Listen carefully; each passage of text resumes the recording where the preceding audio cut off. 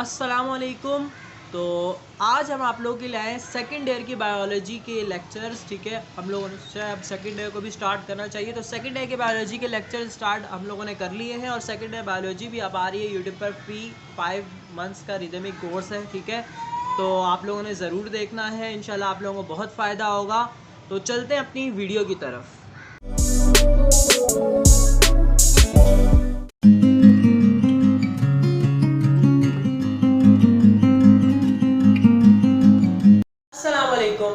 आज की इस वीडियो में हम बात करने वाले हैं सेकेंड ईयर बायोलॉजी में कितने चैप्टर्स हैं और कौन कौन से चैप्टर्स हैं, और हम उनका छोटा सा ओवरव्यू लेंगे और ताकि हम नेक्स्ट लेक्चर से सेकेंड ईयर की बायोलॉजी को भी स्टार्ट कर लें। ठीक है, तो आज हम शुरू कर रहे हैं अब सेकेंड ईयर की बायोलॉजी।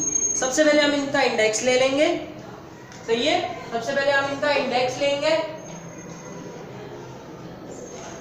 बायोलॉजी में सेकेंड ईयर की बायोलॉजी आपको पता है कि वो दो पार्ट्स में टूटती है। ठीक है, एक ज़ूलॉजी पार्ट, एक बॉटनी पार्ट। माइक्रोबायोलॉजी हमारे सिलेबस का हिस्सा नहीं है क्योंकि वो हाई लेवल पर पढ़ाई जाती है तो, लेकिन हम इसी में कंजस्ट कर लेते हैं, एक्स्ट्रा नहीं पढ़ते। ठीक है, हम क्या पढ़ते हैं, ज़ूलॉजी और बॉटनी। ठीक है, तो बायोलॉजी में कुछ चैप्टर ज़ूलॉजी के हैं, कुछ चैप्टर बॉटनी के हैं। तो हम दोनों को डिस्कस करेंगे, कौन से चैप्टर बॉटनी के हैं और कौन से ज़ूलॉजी के हैं। और कुछ चैप्टर दोनों मुलविस होते हैं, यानी उसमें ज़ूलॉजी पार्ट भी है और बॉटनी पार्ट भी है। ठीक है, तो मैं बता देता हूँ कौन कौन से चैप्टर में कितने % बॉटनी पार्ट है, कितने % ज़ूलॉजी पार्ट है, कौन 100% बॉटनी पार्ट है, कौन 100% ज़ूलॉजी पार्ट है। तो हम अभी थोड़ा इसके बारे में बात करते हैं। ठीक है, तो अभी हम इंडेक्स बनाते हैं। ठीक है, एक तरफ हम लेते हैं ज़ूलॉजी पार्ट को, सही है,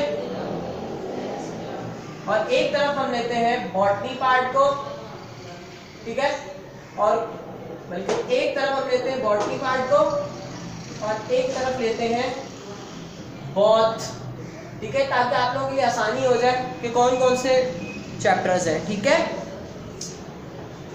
सबसे पहले बात करूं, हमारा सेकेंड ईयर में पहला चैप्टर है होम्योस्टेसिस। ठीक है, होम्योस्टेसिस के बारे में बता दूं कि हमारा होम्योस्टेसिस जो है वो होम्योस्टेसिस बेटा होम्योस्टेसिस जो ये चैप्टर है ये दोनों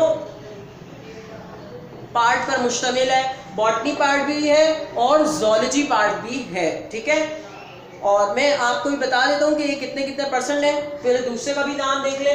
सेकंड चैप्टर है बेटा सपोर्ट एंड मूवमेंट। ठीक है, सपोर्ट एंड मूवमेंट। ठीक है, एंड बेटा थर्ड चैप्टर है कंट्रोल एंड कोऑर्डिनेशन। ठीक है, ये सारे किस में आते हैं, बोथ में आते हैं, जिनमें दोनों पार्ट है। ठीक है, चौथा है रिप्रोडक्शन। ठीक है, और नंबर 5वां है एम्ब्रियोलॉजी। ठीक है, या इसका दूसरा नाम होता है डेवलपमेंटल बायोलॉजी। ठीक है, डेवलपमेंटल बेटा ये 5 चैप्टर्स जो है ना, इनमें 80% ज़ूलॉजी है, बता देता हूँ। ठीक है, 80% इनमें क्या है, ज़ूलॉजी है, और 20% इनमें क्या है, botany.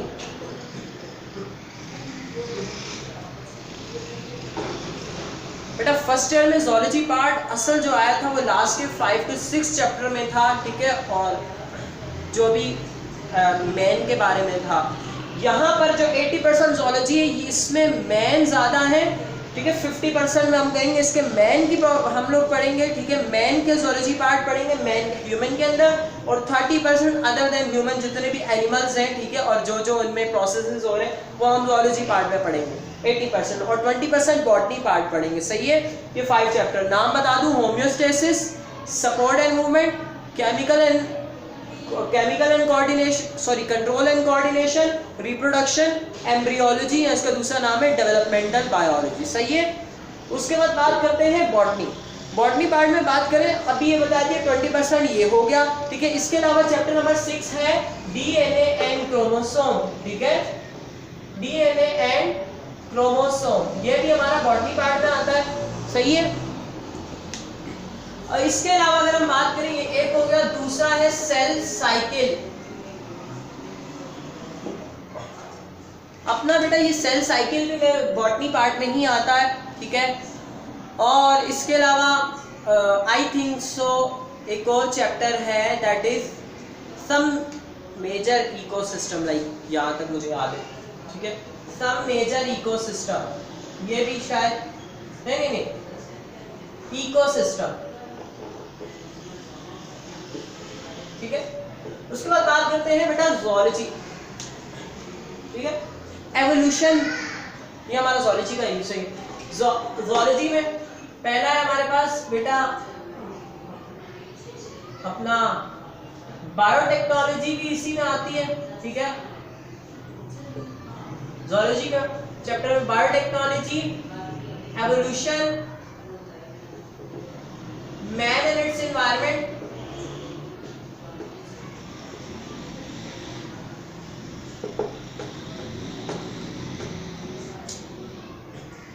I think so ecosystem इसमें आ गया, तो सम मेजर इकोसिस्टम, मुझे जहाँ तक याद है वो बॉटनी में आता है, सम मेजर इकोसिस्टम।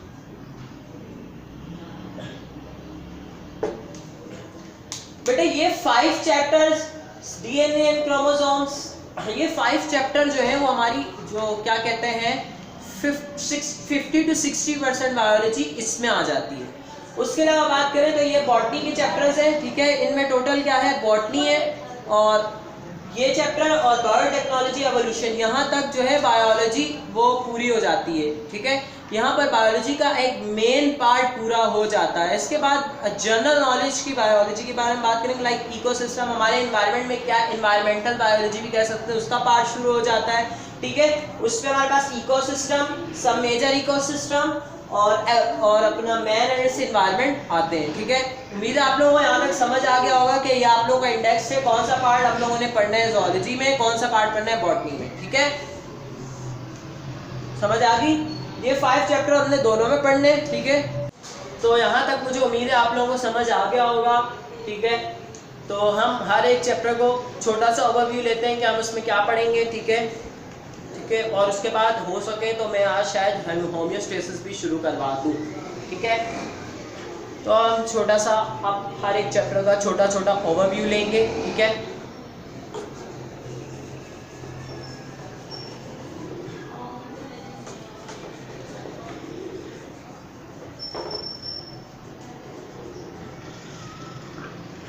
पहले में बात करें होमियोस्टेसिस, ठीक है, सब चीज़ें बता रहा हूँ हमने क्या क्या पढ़ना है, ठीक है। होमियोस्टेसिस के ऊपर बात करते हैं, ठीक है बेटा। होमियोस्टेसिस की हमने इसमें डेफिनेशन, हमने इसमें एक ये चीज़ पढ़नी है, एस्पेक्ट्स ऑफ होमियोस्टेसिस को पढ़ना है, ठीक है, एस्पेक्ट्स ऑफ होमियोस्टेसिस, ठीक है। सिस्टम कंट्रोल या इन्वॉल्व इन होमियोस्टेसिस, इसको देखेंगे हम, सही है। नंबर 4 होमियोस्टेसिस इन प्लांट्स में देखेंगे, सही है, इन प्लांट्स। और इसमें 3 चीज़ें हम पढ़ लेंगे, पहले ही बता रहा हूँ, ठीक है। प्लांट्स में ऑस्मोरेगुलेशन पढ़ेंगे, इसको हम बहुत डिटेल में देख लेंगे, सही। ऑस्मोरेगुलेशन, थर्मोरेगुलेशन और एक्सक्रीशन, ठीक है। होमियोस्टेसिस इन प्लांट या एनिमल पढ़ेंगे तो हम इनमें यही ऑस्मोरेगुलेशन, थर्मोरेगुलेशन, एक्सक्रीशन, ठीक है। ऑस्मोरेगुलेशन इन प्लांट्स में बेटा हम लोग पढ़ेंगे डिफरेंट तरह के प्लांट्स पढ़ेंगे, इसमें भी थर्मोरेगुलेशन इन प्लांट्स पढ़ेंगे, ठीक है, कि ये भी हम आगे बहुत अच्छे से डिटेल में पढ़ेंगे। और एक्सक्रीशन इन प्लांट भी इसी तरह। ऑस्मोरेगुलेशन इन एनिमल्स, ठीक है, किस तरह होती है, thermoregulation in animal, human be, ठीक है, एक्सक्रीशन इन एनिमल और ह्यूमन बी, ठीक है। बता दूं एक्सक्रीशन में हम एक ऑर्गन पढ़ेंगे, ठीक है, दैट इज किडनी, ठीक है। आज जबकि फर्स्ट टाइम में आपको बताया जाता है कि जब आप कोई भी ऑर्गन वगैरह पढ़ेंगे, तो जब भी आप कोई ऑर्गन पढ़ते हैं, तो जब भी कोई आप ऑर्गन पढ़ेंगे आपको 3 चीज़ें उसमें लाजमी पढ़नी होती है। सेकंड ईयर की बायोलॉजी में तो 3 ही चीज़ें पूरी बताई गई, ठीक है। एक उसका स्ट्रक्चर, जिसको बायोलॉजी की लैंग्वेज में कहते हैं बेटा एनाटॉमी, ठीक है, कि उसकी स्ट्रक्चर, जो भी उसके अंदर स्ट्रक्चर्स हैं वो सारे वाज़ेह हों, बयान कर दिए जाएँ, ठीक है। सेकंड हम पढ़ते हैं उसके बारे में फिजियोलॉजी, ठीक है, उसके डिफरेंट फंक्शन होते हैं, किस तरह वो काम कर रही है, किस तरह उसकी वर्किंग है, ये सब चीज़ें हम फिजियोलॉजी में। और जब उसकी वर्किंग में डिसफंक्शनैलिटी आ जाती है, कोई खराबियत आ जाती है, तो हम तीसरी चीज़ पढ़ते हैं पैथोलॉजी, ठीक है। पैथोलॉजी में हम उसकी डिजीज़ पढ़ते हैं। लाइक अगर मैं किडनी की बात करूँ, ठीक है, इसमें किडनी फेलियर आ जाता है, इसमें रीनल कैल्कुलाई आ जाते हैं, ठीक है। एनाटॉमी, फिजियोलॉजी और पैथोलॉजी में फिर उसकी सारी जितनी भी डिजीजेस हैं, फिर उसका ट्रीटमेंट है, लाइक जो भी, ठीक है, समझ आ गई। थर्मोरेगुलेशन में जो भी सारा सिस्टम में कैसे टेम्परेचर मेंटेनेंस की जाती है, सब इस पे बात करेंगे। तो ये मेनली हम इसमें ये पढ़ने वाले हैं, ठीक है। एक और चीज़ थर्मोरेगुलेशन में हम फीवर को भी देख लेंगे कि फीवर क्या है, कैसे होता है, ठीक है। थर्मोरेगुलेशन में और सब चीज़ें भी देखेंगे। तो ये छोटा सा ओवरव्यू था कि हमने इस चैप्टर में क्या क्या पढ़ना है, ठीक है। ये होम्योस्टेसिस हो गया, ठीक है। उसके बाद हम चलते हैं next, support and movement.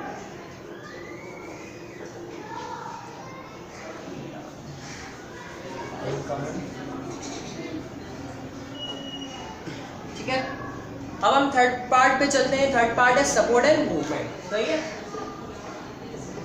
Support and movement, ठीक है। अब हम बात करने वाले हैं सपोर्ट एंड मूवमेंट के बारे में, ठीक है। सपोर्ट एंड मूवमेंट, इसमें हम पढ़ेंगे कोई ना कोई सपोर्ट देने वाली चीज़, फिर कोई ना कोई मूवमेंट देने वाली चीज़। तो जो सबसे पहले हम पढ़ेंगे सपोर्ट इन प्लांट, या सबसे पहले हम पढ़ेंगे सपोर्ट से पहले हम पढ़ेंगे मूवमेंट। मूवमेंट इनमें सबसे पहले हम पढ़ेंगे मूवमेंट इन प्लांट, कैसे प्लांट में मूवमेंट हो रही है, मूवमेंट इन प्लांट्स, ठीक है। इसको हम बहुत ही डिफरेंट क्वांटिटी में डिफरेंट उसमें देखेंगे कि डिफरेंट प्लांट्स हैं, ठीक है, और उनमें कौन कौन सी मूवमेंट हो रही है, मूवमेंट किसकी वजह से हो रही है, सपोर्ट क्या होता है, यानी सबसे पहले उनकी डेफिनेशन होगी सपोर्ट और मूवमेंट की। फिर उसके अलावा हम पढ़ेंगे मूवमेंट इन प्लांट, ठीक है, सपोर्ट इन प्लांट भी पढ़ेंगे, ठीक है, सपोर्ट इन प्लांट भी पढ़ेंगे, मूवमेंट इन प्लांट भी पढ़ेंगे, ठीक है। फिर उसके बाद आते हैं एनिमल्स के ऊपर, सपोर्ट इन एनिमल्स, ठीक है, ठीक है, सपोर्ट इन एनिमल्स। आप सबको पता है सपोर्ट में कौन हेल्प करता है हमारी, हमें सपोर्ट देने में, हमें सीधा खड़ा रखने में किसका सबसे ज़्यादा रोल है, सबसे ज़्यादा रोल हमारी बोन्स का है। कि अगर हमारी बोन्स नहीं होती तो हमारी शेप ही मेंटेन नहीं होती, हम यूँ पिघले रहे होते हैं। लाइक जो भी, जैसे जिन एनिमल्स में नहीं है बोन्स, उनको आप देख सकते हैं, लाइक होती तो और किसी में, ठीक है, कार्टिलेज हो जाता है, बोन्स नहीं होती। तो सपोर्ट इन एनिमल्स, ठीक है, और इसमें हमें सपोर्ट देता है स्केलेटल सिस्टम, और हमने देखना है स्केलेटल सिस्टम को, ठीक है। इन मैन भी पढ़ेंगे, अदर देन ह्यूमन भी पढ़ेंगे, सही है। स्केलेटल सिस्टम की डिफरेंट टाइप्स पढ़ेंगे, उसमें मैन भी आएगा, उसमें डिफरेंट अदर एनिमल्स को भी हम पढ़ेंगे, सही है। लाइक मैं एग्जांपल दे रहे तो हम अर्थवॉर्म को पढ़ेंगे, ठीक है, कॉकरोच को पढ़ेंगे इसकी टाइप में, ठीक है। हाइड्रोस्टेटिक स्केलेटन होता है, एक्सो और एंडो, और उसमें मैन पढ़ेंगे, सही, ये 3। फिर अब मैन, अब बोन आ गई, बोन आ गई, लाइक एक ऑर्गन में फंक्शन करता है कोई ना कोई, तो इसमें जब कोई फंक्शनैलिटी आ जाए तो डिसफंक्शन भी होता है, यानी तीनों चीज़ें पढ़ेंगे, एनाटॉमी, फिजियोलॉजी, पैथोलॉजी। फिर वही बोन्स और कार्टिलेज में हम ये पढ़ें। फिर ये तो हो गया सपोर्ट इन एनिमल। फिर सपोर्ट के बाद हम आते हैं, सपोर्ट के अलावा हम आते हैं मूवमेंट के ऊपर, सही है बेटा। मूवमेंट इन प्लांट्स वो हमने ऊपर डिस्कस कर ली। एनिमल्स पे बात करें, मूवमेंट इन एनिमल ये हमारे करवाते हैं, इनमें सबसे बड़ा रोल होता है हमारे मसल्स का, हम इसमें पढ़ेंगे मसल्स, सही है।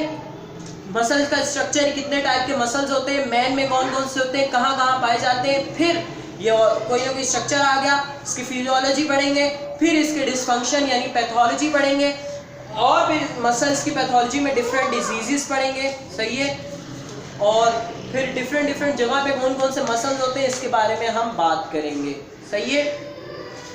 यहाँ तक क्लियर है? यही सब कुछ हम लोगों ने पढ़ना है। बोन्स कार्टिलेज पढ़ेंगे, बोन्स और कार्टिलेज का डिफरेंस, ठीक है, बोन्स क्या होती है, कार्टिलेज क्या होती है, कहाँ कौन सा होता है, लाइक हर चीज़, ठीक है। इस चैप्टर में हम तकरीबन यही पढ़ना है और कोई डिफरेंट चीज़ नहीं है। मुझे उम्मीद है यहाँ तक आप लोगों को ये वाला चैप्टर भी समझ आ गया होगा। अब हम चलते हैं अपने नेक्स्ट चैप्टर की तरफ, जिसका नाम है कंट्रोल एंड कोऑर्डिनेशन, सही है, कंट्रोल एंड कोऑर्डिनेशन, ठीक है बेटा। हम इसमें पढ़ेंगे कंट्रोल एंड कोऑर्डिनेशन, और कंट्रोल एंड कोऑर्डिनेशन में सबसे पहले हम इनको ब्रीफ देखेंगे, ठीक है, डिटेल में करके देखेंगे। कंट्रोल क्या है, कंट्रोल किसको कहते हैं, कौन कंट्रोल कर रहा है, ठीक है, और कोऑर्डिनेशन, कोऑर्डिनेशन बता दूं मिल के काम करने को कहते हैं। तो कोई ना कोई चीज़ होती है जो कोऑर्डिनेशन करवा रही होती है, ठीक है, हम उस पर भी बात करेंगे। कंट्रोल जब कोई करता है यानी कोई इसके बैक में कोई सिस्टम होता है कंट्रोल करना। तो हमें ये जो है कंट्रोल इन, सबसे पहले हम कंट्रोल इन प्लांट्स को पढ़ेंगे। कोई मेरी बात कह जाती है कंट्रोल इन प्लांट्स। अगर हम बात करें बेटा कंट्रोल इन प्लांट्स के बारे में, तो प्लांट्स के अंदर कोई कंट्रोल सिस्टम नहीं होता, लाइक ब्रेन, स्पाइनल कॉर्ड, इस तरह की चीज़ें नहीं होती बेटा। इनमें ख़ास जो है अपना सिस्टम मौजूद है, अल्लाह ताला ने बनाया इनके अंदर ख़ास वो है हमारे पास हार्मोन, जो इनकी सारी ज़रूरियात को पूरा करते हैं, कंट्रोल रखते हैं, सही है, हार्मोन। तो प्लांट्स के हार्मोन को हम कहते हैं फाइटो हार्मोन या प्लांट हार्मोन, सही है, फाइटो हार्मोन, फाइटो प्लांट को कहते हैं और फाइटो हार्मोन, सही है। तो फाइटो हार्मोन हमारे पास यहाँ तक क्या है कि कंट्रोल में कौन हेल्पफुल है, कौन कंट्रोल कर रहा है, ठीक है। उसके अलावा हम पढ़ेंगे बायोलॉजिकल क्लॉक, ये ह्यूमन के बारे में है, आई थिंक बायोलॉजिकल क्लॉक, ये लिविंग ऑर्गेनिज्म में एक बायोलॉजिकल क्लॉक चलती है, हम उसके बारे में बात करेंगे, ठीक है। क्यों हमें रात को नींद आना शुरू हो जाती है, क्यों हमें बर वक्त भूख लगना शुरू हो जाती है, एक बायोलॉजिकल क्लॉक की वजह से, हम इसे डिटेल में देखेंगे, सही है। उसके अलावा हम प्लांट्स में देखेंगे स्ट्रेस एंड मॉडिफिकेशन, ठीक है बेटा। क्या चीज़ है ये कि प्लांट को किन किन स्ट्रेस का सामना करना पड़ता है और उनका सॉल्यूशन, उनकी मॉडिफिकेशन क्या है। तो हम प्लांट के अंदर एक इसको भी देखेंगे, स्ट्रेस मॉडिफिकेशन, इसका मैंने नाम दिया, सही है, ये एक टॉपिक है, ठीक है। इसको बिल्कुल सही देखेंगे कि वाटर की कमी हो जाती है प्लांट के अंदर टेम्परेचर बढ़ जाता है, यानी लाइट बहुत ज़्यादा आ रही है और डिफरेंट इस तरह की प्रॉब्लम हो गई। हर्बीवोरी के अगेंस्ट क्या करते हैं, ठीक है, जो पौधे खाने आते हैं उनके खिलाफ प्लांट क्या करते हैं, इन तरह की सारी चीज़ें हम पढ़ेंगे स्ट्रेस एंड मॉडिफिकेशन के अंदर। उसके बाद हम बात करते हैं कंट्रोल इन एनिमल्स, ठीक है, कंट्रोल एंड कोऑर्डिनेशन दोनों इसमें पूरा हो गया। कंट्रोल इन एनिमल्स, वही वाली बात फिर इसमें बात करते हैं। तो हम इसमें क्या पढ़ने वाले हैं, मैन को जरा देखते हैं। मैन के अंदर एक खास हम पढ़ेंगे क्या, जो कंट्रोल करता है, दैट इज हमारा नर्वस सिस्टम बेटा। हम नर्वस सिस्टम को पढ़ेंगे, ठीक है। नर्वस सिस्टम के अंदर दो पार्ट को मुश्तमिल होता है, सेंट्रल नर्वस सिस्टम और पेरिफेरल नर्वस सिस्टम, हम दोनों चीज़ों को पढ़ेंगे, सही है। इसमें हम ब्रेन पढ़ेंगे, नर्वस सिस्टम के अंदर ब्रेन एंड स्पाइनल कॉर्ड, और सही है, इसके अंदर हम पढ़ेंगे ब्रेन एंड स्पाइनल कॉर्ड, फिर ये एक ऑर्गन नुमा आ गया तो हम इसके अंदर, ठीक है। इसके अलावा हम पढ़ेंगे नर्व इम्पल्स,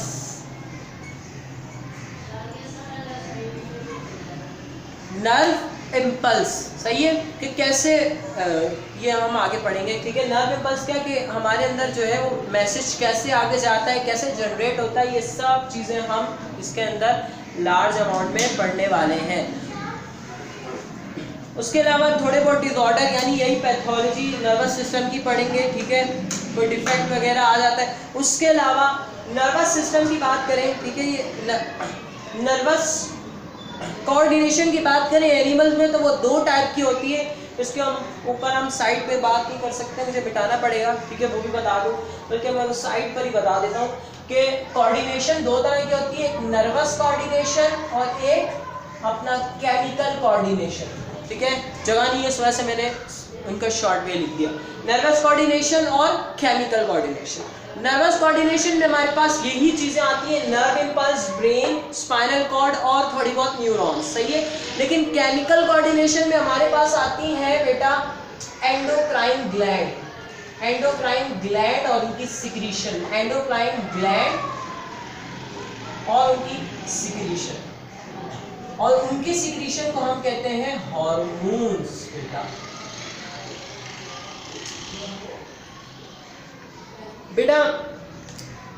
इसमें हम ज़्यादा मैन को पढ़ेंगे। मैन हमारे अंदर बहुत ज़्यादा हार्मोन्स है, एंडोक्राइन ग्लैंड है। देखो ग्लैंड 2 तरह के होते हैं, ठीक है। ग्लैंड उसको कहते हैं जो कोई ना कोई केमिकल सिक्रीट करे, ठीक है, कोई ना कोई केमिकल सिक्रीट करे।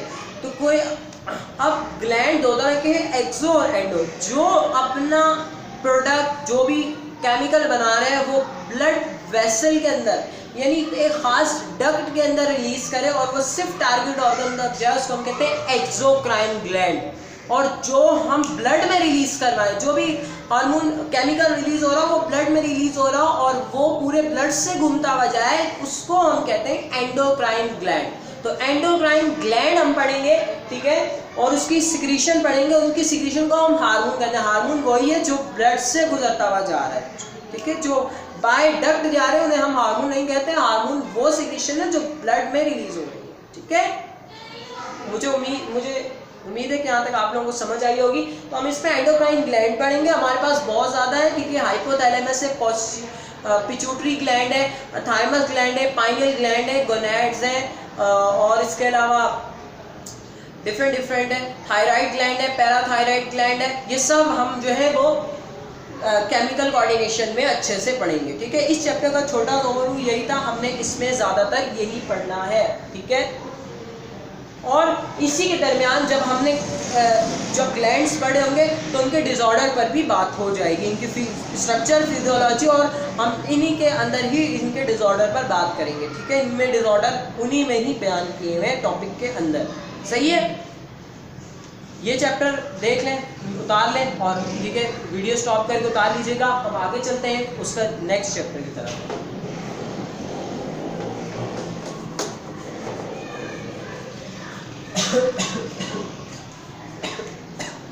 नेक्स्ट चैप्टर है रिप्रोडक्शन।